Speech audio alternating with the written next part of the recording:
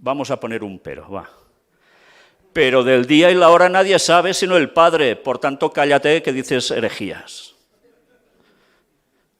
Puedes haber mostrado todo esto y no sé cuántas conferencias, decenas de conferencias tratando de lo mismo.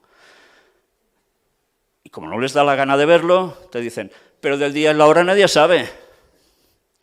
¿Vamos a explicar eso? Vamos a explicarlo. Aquí tenéis Mateo 24, 36. Pero del día y la hora nadie sabe, ni aun los ángeles de los cielos, sino solo mi Padre. ¿Sí? Vamos. Marcos 13, 32. Pero de aquel día y de la hora nadie sabe, ni aun los ángeles que están en el cielo, ni el Hijo, sino el Padre. Está clarísimo, no se puede saber. Solo lo sabe el Padre, lo pone el texto. Ya solo por deducción. ¿Jesucristo es Dios? ¿La cualidad de Dios qué es? Omnipresente, omnisciente y omnisapiente. Pues entonces Cristo no es Dios. ¿Sí? Si el texto está así escrito, Cristo no es Dios, ¿por qué no sabe cuándo debe regresar a la tierra? Pues si aceptáis que este texto quiere decir esto sí que es una herejía brutal. Entonces, ¿cómo explicamos esto? Traducción correcta. Nadie da a conocer sino el Padre. Cambia un poco la cosita, ¿eh? Una explicación muy clara que esta página lo deja, bueno, de una meridiana claridad absoluta. Y que sabéis que resulta que los adventistas pioneros también decían, pero ahora lo han olvidado. Uy, qué cosas, qué mala memoria tú. Dijo Kefa a Yeshua en hebreo, ahí lo veis escrito.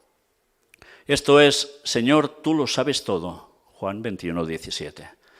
Pero que con respecto a Marcos 13, 32, que dice, pero de aquel día y de la hora nadie sabe, ni aun los ángeles que están en el cielo, ni el Hijo, sino el Padre, lo que Kefa dijo sobre Yeshua parece ser una afirmación contradictoria. ¿Conocía o no todas las cosas? Por la traducción de este texto, algunos piensan que Yeshua, está hablando de Jesús, desconoce el día y la hora de su venida, porque ese es el mensaje que se entiende cuando se leen la mayoría de versiones bíblicas traducidas al español. Voy a demostrar simple y sucintamente que Yeshua sí conoce el día y la hora de su venida, pero no lo dará a conocer. Puede parecer extraño que el Hijo, quien declaró que vendría antes de la generación de la que se habla en Marcos 13, y quien en la profecía había venido señalando los diversos signos por los que los discípulos pudieran prever su aproximación, no conozca el día ni la hora o el tiempo particular de su propia venida. Esta dificultad algunos tienden a obviar, suponiendo que nuestro Redentor habló de sí mismo aquí como un ser humano restringido al poder de la omnisciencia. Podría ser, ¿eh? Pero la palabra Padre, seguido de la palabra Hijo en la oración, indica que él hablaba de sí mismo como el Hijo de Dios y no como un ser humano. Además, la gradación en la frase parece prohibir esta solución, porque siendo el Hijo mencionado después de la mención de los ángeles e inmediatamente antes de la mención del Padre, se declara por lo tanto como más excelente que los ángeles, y que no está en respecto a una naturaleza humana, y por lo tanto no se puede suponerse que hablaba de sí mismo bajo la naturaleza humana. Otros tienden a objetar al unigénito de Dios la ignorancia de este día y hora, para concluir que no ha nacido Dios de Dios en esa perfección de naturaleza por la cual es Dios. Pero el sentido común dice que, ¿cómo es posible que el autor de todo lo que es y será ignore el día de su venida? ¿Cómo puede existir el conocimiento fuera de aquel en quien se contiene todo lo que ha de ser hecho y en quien están escondidos todos los tesoros de la sabiduría y del conocimiento? Si en él existen todos los tesoros de la sabiduría y más que eso, es la sabiduría y poder de Dios, no puede ignorar ese día. ¿Ignorará pues aquel día que es el de su venida? La traducción correcta del pasaje, en mi opinión, ofrece una mejor solución, y no era solo su opinión. La palabra que veis escrita allí en griego, que es en lo que está escrito esos textos, es literalmente conocer o saber, usada en este pasaje. Pero de aquel día y de la hora nadie, la palabra griega, sabe, Aquí parece tener la conjugación hebrea ifil, que en los verbos que denotan acción hace que la acción, sea lo que sea, pase a otro. Por lo cual, esa palabra griega que significa propiamente saber, utilizado en el sentido de la conjugación hifil, significa hacer saber a otro, declarar o mostrar. Sin disputa alguna, esta palabra tiene este significado en 1 Corintios 2:2. Dice, pues me propuse no saber, veis la palabra griega al lado, entre vosotros cosa alguna, sino a Yeshua el Mesías y a este crucificado. Es decir, decidí dar a conocer, a promulgar entre vosotros a nadie más que a Yeshua el Mesías. Para dar más apoyo a esta lectura del texto en cuestión, la lectura de la Escritura hebrea en Números 16, del 4 al 5, que dice, tal como veis aquí en hebreo, y lo oyó Moshe, o Moisés, y cayó sobre su rostro, y habló a Coraj y a todo su séquito, diciendo, mañana, y el Señor hará saber quién le pertenece. Al consagrado lo hará acercarse, al escogido lo aproximará a él. El hebreo, que veis aquí en estas letritas, literalmente significa conocerá, es decir, que mañana, según la letra, Dios conocerá quién de los hombres israelitas le pertenece. A pesar de la traducción literal de esta palabra, como si se estuviera indicando que Dios desconocía quién le pertenecía desde ese momento hasta que le fuese revelado al día siguiente, no debe de entenderse ni traducirse de esta manera, porque Dios, que es omnisciente, sabe todas las cosas de antemano. Y sería una incoherencia decir que en algún momento Dios desconocía quién le pertenecía o que hubo algo escondido de él. La traducción correcta, tal y como lo han hecho la mayoría de versiones bíblicas, es hará conocer. Es decir, mañana Dios hará conocer, veis ahí que pone Yodá, a todo el pueblo quién le pertenece. De la misma manera, cuando Yeshua dice que él no conoce el día ni la hora, se ha de entender que no lo dará a conocer.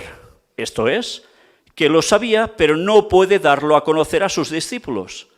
Esto se debe a que el término conocer se usa aquí como un causativo, en el sentido hebreo de la conjugación ifil, es decir, dar a conocer. Como segundo ejemplo de la escritura hebrea, tal y como fue dicho a Abraham, ahora conozco que temes a Dios. Esto es, ahora he hecho conocer que me temes. ¿O acaso Dios omnisciente, conocedor de todas las cosas, desconocía que Abraham le temía? Sabadía ben Yosef, conocido también como Saadia Gaón, un prominente rabino, filósofo y exegeta judío del período de los Geonim, título honorífico dado a los presidentes de las academias judías de Torá en Babilonia, conocido por sus estudios sobre gramática hebrea, en la obra Aben Esram, en verso 1, interpreta este texto: yo he dado a conocer, es decir, a ti y a los demás, he dado a conocer a todo el mundo, a todo el que escuche o lea este relato, que Abraham era un hombre temeroso de Dios. Lo mismo es aplicado al caso presente sobre lo que Yeshua dijo. El Padre lo puede dar a conocer cuando le plazca, pero nadie más está autorizado a hacerlo, ni hombre, ángel, ni el Hijo. De modo que la traducción correcta de este pasaje es: pero de aquel día y de la hora nadie dará a conocer, ni aun los ángeles que están en el cielo, ni el Hijo, sino el Padre. Y el sentido es que nadie tiene la autoridad de revelar el día y la hora de la venida del Redentor, si no es autorizado por el Padre, porque el Padre puso los tiempos en su propio poder. Y nos lo ocultó porque así nos convenía, pues ignorando la fecha exacta no nos cuidamos del fin. ¿Qué haríamos si la conociéramos? Por ello, debe vigilar todo creyente para que no le halle desprevenido la venida del Redentor, pues hallará desprevenido aquel día a todo aquel que no esté prevenido el último día de su vida. Entendamos, pues, que el Redentor dice que el Hijo no sabe, en el sentido de que Él no hará que sea conocido, es decir, Él no lo revelará. Fijaos que llega a alguna conclusión que no es correcta, como lo que dice un poco antes, pero por el resto, por lo que es esa palabra, ifil, lo deja claro, y no es el único expositor que llega a esa conclusión estudiando el idioma hebreo ni el idioma griego. Y ese texto está en griego, y ese texto es muy claro. Pero nuestras Biblias normalmente esta mala traducción sigue estando allí. Y por desgracia resulta que los tan eruditos no se quieren enterar. Qué lástima, ¿eh? Una versión inglesa antigua, y esto lo decían los pioneros adventistas, incluido James White. Marcos 13, en ese texto dice: en cuanto a este día y la hora, nadie lo da a conocer, ni siquiera los ángeles que están en el cielo, ni siquiera el Hijo, sino solo el Padre. Y Jesús lo sabe y el Espíritu Santo lo sabe, y los ángeles también lo saben, porque lo sabe el mismo Satanás. Uy, ¿qué he dicho? ¡Qué barbaridad! ¿Cómo lo va a saber Satanás? A ver, ¿Satanás es tonto? ¿Satanás no estudia mejor las profecías que nosotros y las que conoce mejor? Pues si nosotros sabemos que en 6.000 años vuelve Cristo, sabemos cuándo empezó la creación y cuándo la entrada del pecado y demás, sabe cuándo regresa Cristo. ¿Por qué creéis que existe la Agenda 2030? Pues por eso, porque Satanás se prepara su venida antes de la de Cristo para hacer caer a todos los que pueda. Y aún hay tantos que no se enteran. Qué triste, en serio, qué triste. 6 más 1 igual a 7. Semana igual a semana milenial. El sábado, todo un milenio completo. Génesis 2, del 1 al 3. Fueron pues acabados los cielos y la tierra y todo el ejército de ellos. Y acabó Dios en el día séptimo la obra que hizo y reposó el día séptimo de toda la obra que hizo. Y bendijo Dios al día séptimo y lo santificó, porque en él reposó de toda la obra que había hecho en la creación. Volvemos a San Ireneo contra las herejías, libro 5. Así pues, de manera precisa, ha visto Juan de antemano la primera resurrección, que es la de los justos y la heredad de la tierra que debe realizarse en el reino. Y por su parte, totalmente de acuerdo con Juan, los profetas habían profetizado ya sobre esta resurrección. Esto es exactamente lo que enseñó el Señor, cuando prometió beber la mezcla nueva del cáliz con sus discípulos en el reino. Y dijo otra vez: vendrán días en que los muertos que están en los sepulcros escucharán la voz del Hijo del Hombre, y resucitarán los que hayan hecho el bien para una resurrección de vida, y los que hayan obrado el mal para una resurrección de juicio. Dice por ello que los que hayan obrado el bien resucitarán los primeros para ir al descanso y resucitarán después los que deben ser juzgados. Esto se encuentra ya en el libro del Génesis, según el cual la consumación de este siglo tendrá lugar el día sexto, es decir, el año 6000. Ni más ni menos, ni más ni menos. Después vendrá el séptimo día, día de descanso, acerca del cual dice David: aquí está mi reposo, los justos entrarán por él. Este séptimo día es el séptimo milenio, el del reino de los justos, en que todos se ejercitarán para la incorruptibilidad, después que haya sido renovada la creación, para los que hayan sido guardados para este fin.